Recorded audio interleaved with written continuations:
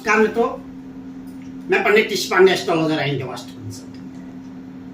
यदि आपको शत्रु का भय है, आपको लगता है कि कोई मनुष्य मेरे पीछे पड़ गया है जो कि मेरी उन्नति से मेरे से चढ़ता है, मेरी उन्नति को उसके कहने से देखा नहीं जा रहा है, मेरे घर पर उसकी नजर लग गई है, हम उस नजर से उबर नहीं पा रहे, उठ नहीं पा रहे, परिवार के सदस्य परेशान हैं। तो मैं आपको सिंपल सी एक रेमेडी बता रहा हूं। आपको कहीं पर तुलसी का एक सूखा हुआ पौधा मिल जाए, उसकी जड़ सहित उस पौधे को ले लीजिए और उसको जो है आप एक पीले कपड़े में या लाल कपड़े में, ध्यान रहे कि यह कपड़ा आपका कॉटन का होना चाहिए, रेक्सिन का नहीं होना चाहिए, पॉलिस्टर वगैरह नहीं होना चाहिए, कॉटन का ही कपड़ा हो, यह शर्त है। और इसको अपने मेन दरवाजे पर जो मुख्य चौखट है, अंदर की ओर, बाहर से नजर न दिखे इस पर, अंदर की दरवाजे से जब आप बाहर निकलते हैं उस साइड पर आपको इसको बांध देना है और 3 गांठें लगा देनी है। इसको आप मुख्य चौखट पर बांधे रखिए और 1 साल बाद आप उसको फिर जो है चेंज कर दें। दीपावली आती है, दीपावली में अमावस्या की रात को यह प्रयोग करना चाहिए। फिर अगली दीपावली की अमावस्या को उस तुलसी के जड़ को, जो कि आपने पौधे सहित लिया है, बदल डालिए, उसको प्रवाहित कर दीजिए, दूसरी जड़ को डाल दीजिए। कैसी भी नकारात्मक एनर्जी आती है आपके घर में, जो भी कराया टोटका आदि है, या जो भी नजर लग जाती है आपको, आपके परिवार में, सब लोग, आप और आपका पूरा परिवार उस बुरी नजर से बाहर निकल आएंगे। इस बात का विशेष ध्यान रखें कि आपको यह कार्य केवल दीपावली की रात, अमावस्या की रात में ही करना है और अगले वर्ष फिर उसी क्रिया को दोहराइए। ऐसा कंटिन्यू करते जाइए।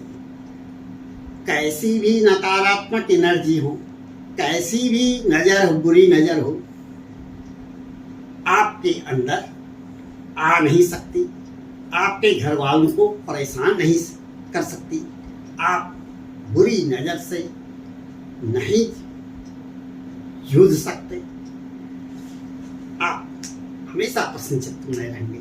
आपका घर धन धान्य से भरा है, पूत संपत्ति आएगी आपके पास, घर के सारे सदस्य खुशहाल बने रहेंगे, हिष्ट पुष्ट बने रहेंगे, निरोगी बने रहेंगे, आशावान बने रहेंगे, संस्कार युक्त बने रहेंगे, उनकी यष्टि संसार में दूर दूर तक फैली रहेगी, अपार भू संपत्ति उनके पास होगी, भू संपदा से वह हमेशा युक्त रहे।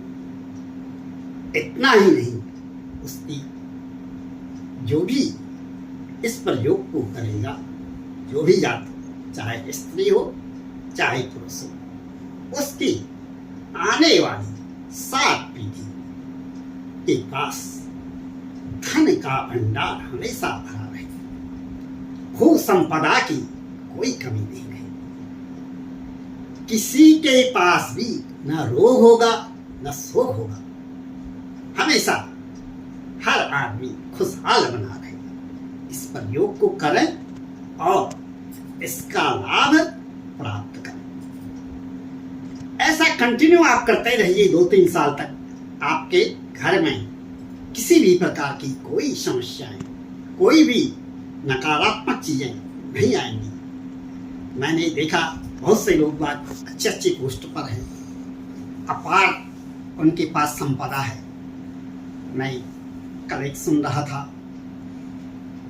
मैंने हालचाल लेनी चाहिए, एक डॉक्टर साहब थे कि बोले, मैंने कहा कैसे हाल है?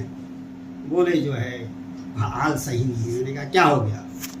अरे अटैक पड़ गया, पैरालिसिस का अटैक हो गया। मैंने कहा आप डॉक्टर होने के बावजूद भी दुनिया भर के बोले कोई न कोई नेगेटिव चीज़ें सोचते होंगे, आप टेंशन रखते होंगे। अरे नहीं, कोई टेंशन नहीं है, कोई कुछ नहीं है, भगवान की कृपा से। मैंने कहा ऐसा क्यों हुआ?